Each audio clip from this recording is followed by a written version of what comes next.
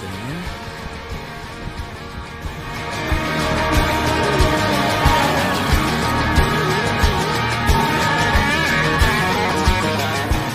Hola, muy buenos días, soy Piño Moró y estoy aquí arriba en Nacional. Si no, comprueben ustedes mismos. Aquí arriba, ahí. Me voy ahora ya para abajo a dar un bañito en el mar. Y ahora cuidando. Mira, aquí tengo una papilla que viene del buche de la madre.